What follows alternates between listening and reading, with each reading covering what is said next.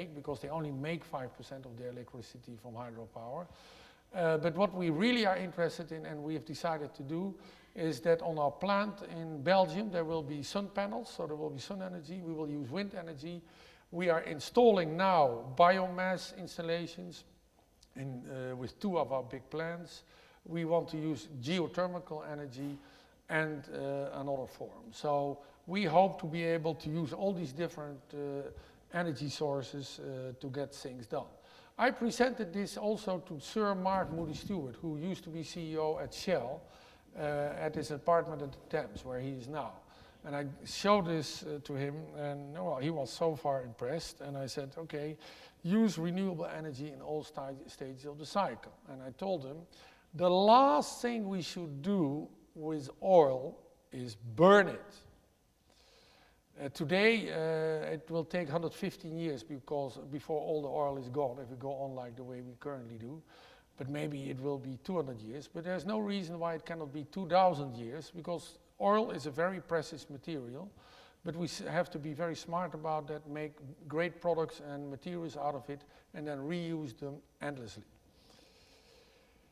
Okay, so when you say you start with going cradle to cradle, that is not a small thing once you have decided that, because what you get, our carpet tiles are made from polyamide, and the backing is bitumen. In the first meeting, this man, Professor Michael Braungart, was in my office, and I was talking about my products, and we were talking about what it was, and he said, son of a bitumen. So, and that is quite a surprise to hear when all of your products, all of your carpet tiles contain bitumen. I said, who the hell have I now in my office? How much time will he give me? But as I said, you cannot be perfect from day one. Today we introduced, this year, we introduced in June 2010 almost 100% cradle-to-cradle carpet tiles, where instead of bitumen, we now use as backing polyolefin, which is also an oil-based product, but which is very, very pure. And this enables us to take the carpet tiles back after 8 or 10 years, separate the yarn from the backing. The yarn goes to one of our yarn suppliers who has invested in a 30 million euro costing depolymerization plant. He's currently building it, it's almost ready. And now our yarn is going to his pilot plant, but it will go to the big plant. And he will depolymerize the yarn into caprolactam, which is something you normally get from fresh oil. And he makes from the caprolactam, again, yarn, and we make new carpet tiles from it. And the polyolefin that we will take back in the future, we can use to remake backing, polyolefin backing for carpet tiles. In the beginning, we were here, okay? Can you imagine a CEO who says, well, my products are like this, optimal, tolerable, not acceptable, and here we don't even know what's in there, because bitumen is the very bottom of an oil barrel, and you don't really know all the time what's in there. Now, you may say, you as a CEO, you're crazy to tell that your products contain this stuff. Well, all these products are totally legal, but from a cradle-to-cradle point of view, they are not acceptable. And I don't care, because the whole market uses exactly the same materials as we do. And in the beginning, we were here. This is 2020, but now we're already there, because carpet tiles are half of our business. So this is a very important development. The next product group we take on is artificial grass. Artificial grass pitches currently use latex, and we are going to make the backing of the same material as the yarn, so that we can take them back after 10 years, melt it, extrude new yarn out of it, and make new backing out of it. And a very interesting development is woolen carpets, which is actually the biological cycle. And you may think woolen carpets are very nice and natural, but well, you don't want to know what's on there. There is latex underneath, and there are some synthetics on top. And we currently have agreed a program with Michael Braungart and his institute to get these woolen carpets totally biodegradable in 2 years from now, and we know exactly what it is that we need to do. And that will enable us to throw them to the compost field.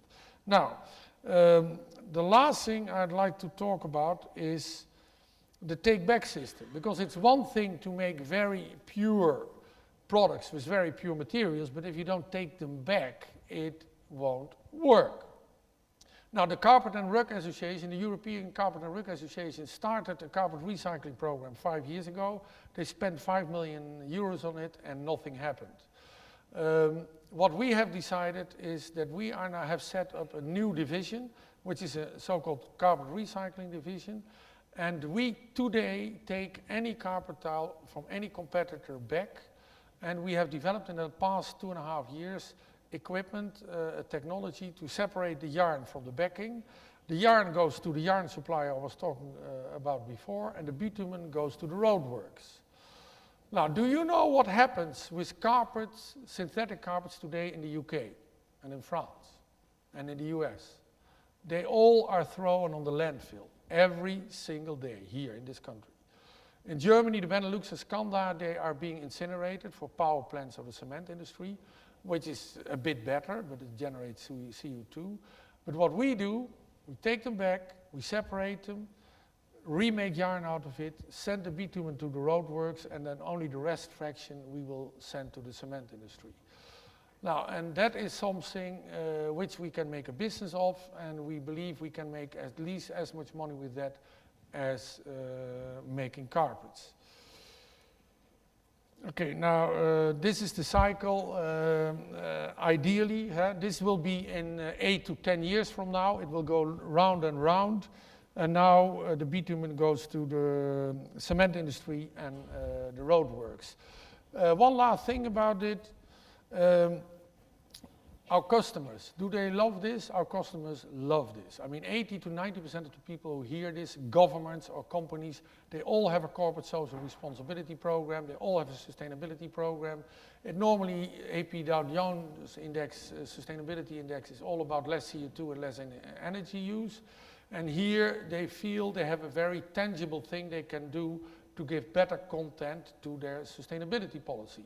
And today, our salespeople do not go there with just a binder with some colors and materials. They start the conversation, what are you doing about corporate social responsibility? And what are you doing about sustainability? And they tell, well, we use less energy and we emit less CO2. And we say, yes, we do that as well. But have you ever heard about this program? And on that basis, we see a lot of prosperity for the company and also for the rest of the world. Now, why do we, one last thing about this, if you look to the employee satisfaction study in our company, it has gone up sky high, because people like to do good rather than only making a carpet, design a carpet, make money, and sell a lot of it. And what helps there is the fact that the ocean between, the Pacific Ocean between the States and Asia has an enormous area which is even bigger than Western Europe, where there is no life. The only thing there is a little bit of plastic. And this is one of the main reasons why we do this as well. Thank you very much. Okay.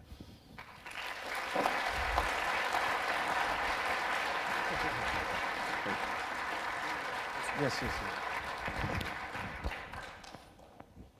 So I'm very thankful that Steph made it, and he is not really, he's even suffering from some health problems, and I really appreciate it, because what you can see from that, it's not about just materials, not about chemistry, not about environmental engineering. It means, what about communication? What about marketing? What about social, cultural aspects as well?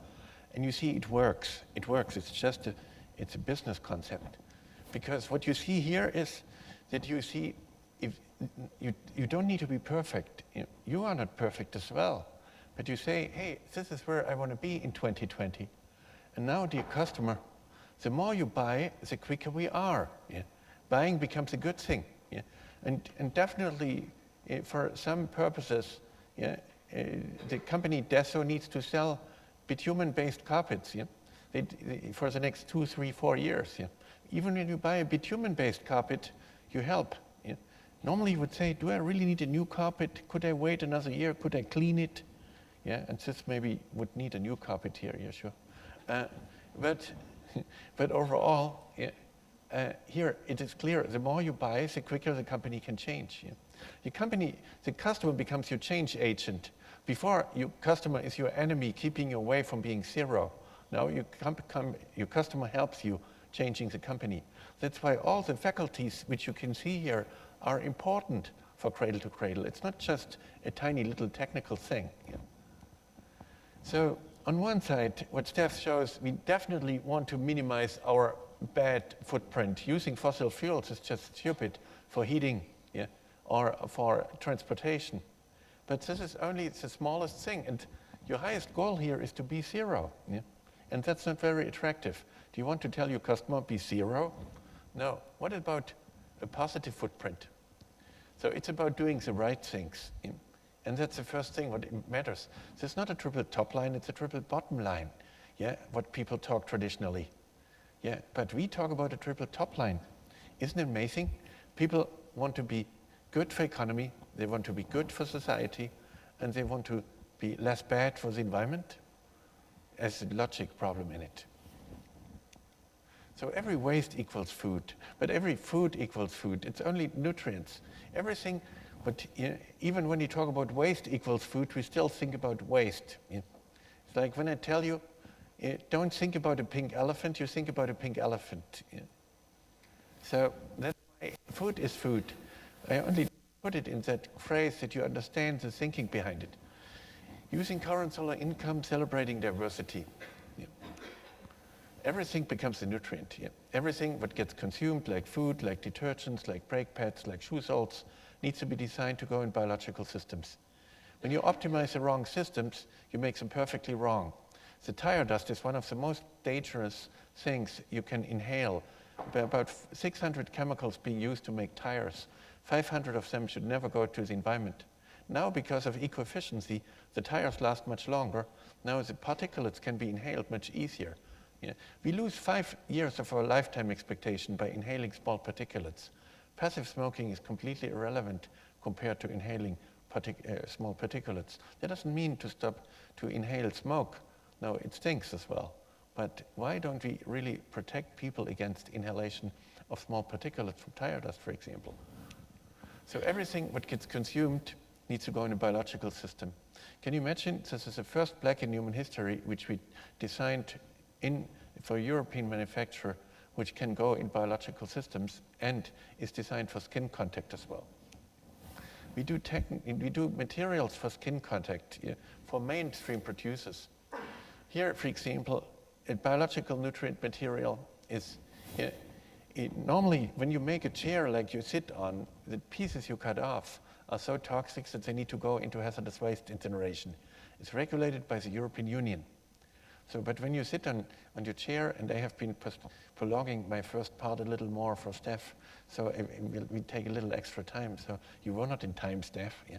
So basically, when you cut off the pieces, when you make these chairs, the pieces are so toxic that you need to burn them as hazardous waste. And people think it's environmental protection. So what we did first, we choose positively what is in these fabrics, so that you could even eat them. So the pieces you cut off can go into biological nutrient cycles. Yeah.